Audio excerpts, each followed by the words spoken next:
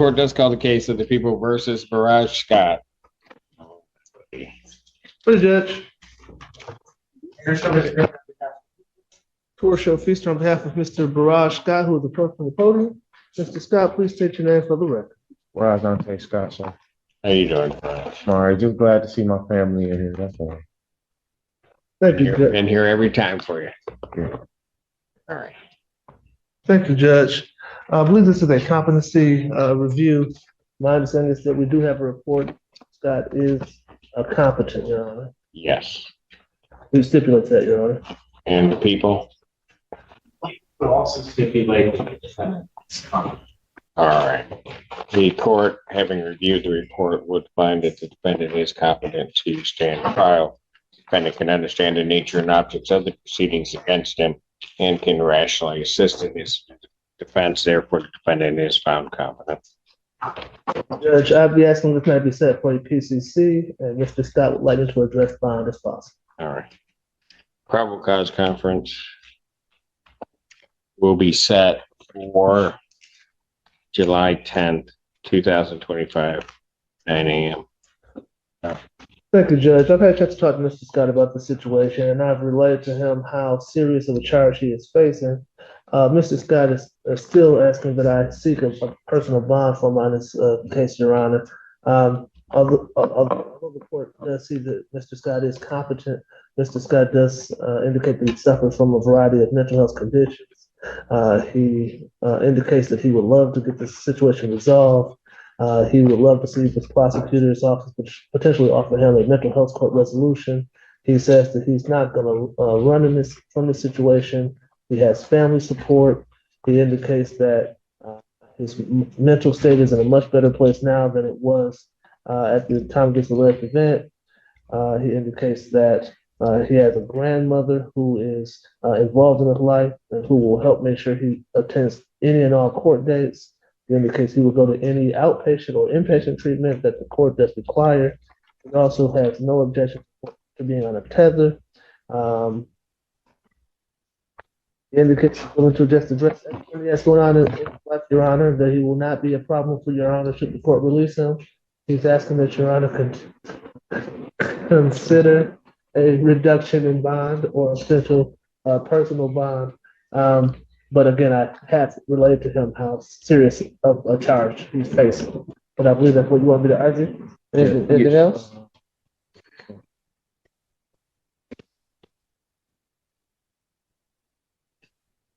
Mr. Scott says that he's on his medication now, and he's obviously much better when he's on his medication than he is when he's off his medication, and he will stay on his medication should the court allow him an opportunity to be released.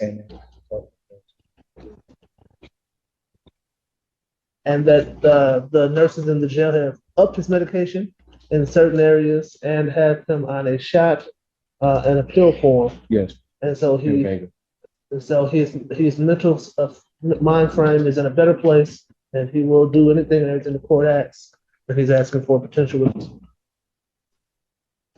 Response. I would ask that bond remain as currently set. I appreciate Mr. Feaster's advocacy on behalf of his client. I'm struck by the language in the competency report.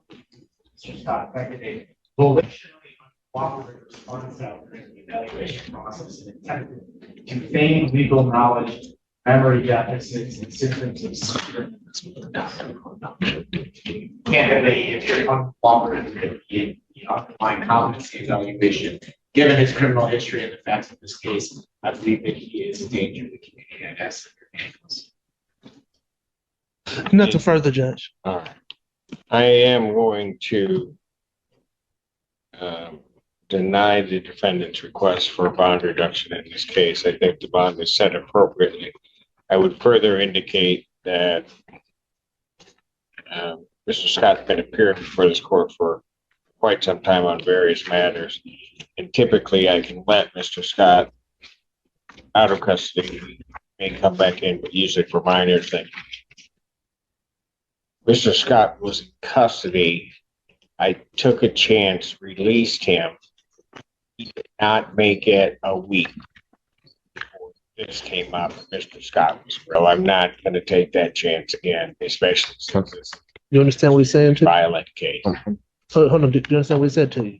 So, He said that he let you out. This happened a I week later. know, but he keeps saying the same thing. Okay. Saying the same thing that he said. Okay. He's not.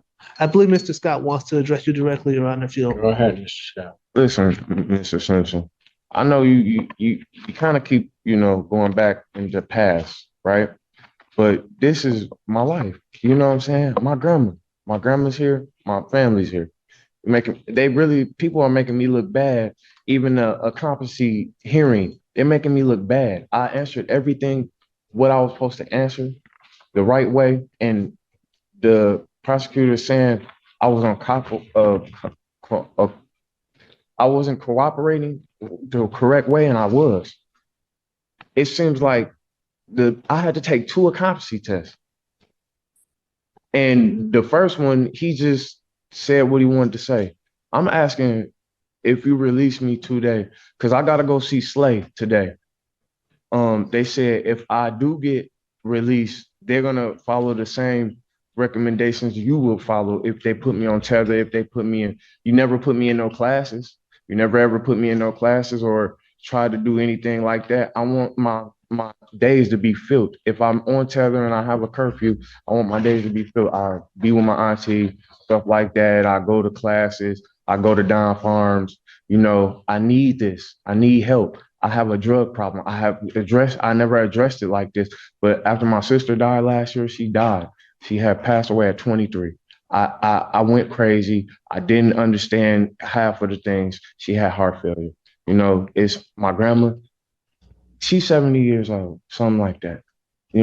What it happen if you keep me in here and then she just something happens? Scott, No, listen. Mr. Scott, no, you listen. No, you listen. But I'm done. I let you out. I gave you a chance. I've given you numerous chances. Saying that anybody's trying to make you look bad, I don't have to go to the past. I let you out. You don't make it 8 days. And now I have you involved in a crime that involves pointing a gun at another person. I'm done. what do you mean? Listen, Can you just let me motion for bond reduction denied, bond will continue. Thank you, Judge. But Go you ahead. ain't let me speak, Go though. ahead, Mr. Scott. You ain't even let me speak. Thank you, Judge.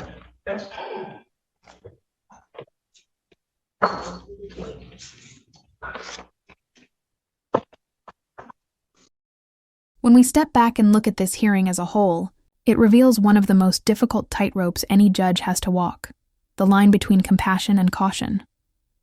Defense counsel did everything right on paper, highlighting Barrage Scott's mental health improvements, his family support, and his willingness to comply with treatment. On the surface, it sounded like a man trying to turn a corner, but in court, history speaks louder than promises. The judge's response shows that he wasn't buying the idea of another fresh start. Scott had been given that before, and, as the judge reminded him, he didn't even make it 8 days before landing back behind bars. In legal terms, that single fact destroys credibility faster than any argument a lawyer can build. Judges track patterns, not words, and Scott's pattern told the court one clear thing: he's a risk. Notice how the defense framed its argument around rehabilitation, mental health treatment, medication, and community support. That's a strong approach when you're dealing with competency or post-release management. But when the charge involves violence and a firearm, the conversation changes. Public safety becomes the priority. Judges are required by law to consider danger to the community when setting bond, and this judge leaned heavily on that factor. Another key moment here is Scott's emotional appeal. He opens up about his sister's death, his grandmother's age, and his struggle with addiction. You can hear the desperation in his voice. He's pleading for understanding, not just freedom. It's a raw human moment that cuts through the legal language. But even that vulnerability couldn't outweigh his record. From the judge's standpoint, emotion can't replace accountability. He wasn't punishing grief. He was preventing repetition. Legally, this case also underscores the concept of competency versus culpability. The court had just ruled Scott competent to stand trial, meaning he understands what's happening and can assist in his defense. That finding immediately closes the door on any argument that mental illness should excuse responsibility at this stage. The judge recognized that distinction and treated Scott as fully capable of making his own choices, for better or worse. Something else worth noting: the tension in the courtroom. When Scott says, "You ain't even let me speak," you can feel the frustration boiling over. To viewers, it might look like the judge is cutting him off, but in courtroom reality, once a decision is announced, further debate can undermine order. The judge allowed him multiple opportunities to speak before. By the end, the record was clear. The decision had been made. So, what can we take away from this? First, mental health struggles and criminal accountability often collide, but one doesn't automatically erase the other. Second, the justice system relies on consistency. If a defendant repeatedly violates trust, each future request gets harder to grant. And third, judges remember. Courtrooms are built on reputations. Every prior case lingers in the background when you stand before that bench again. Now here's the big question for you, the viewer. Do you think the judge was right to deny bond, given Scott's past and the seriousness of the charge? Or should compassion and rehabilitation have outweighed his record, giving him one last chance? Drop your thoughts in the comments below, because this debate touches every courtroom in America.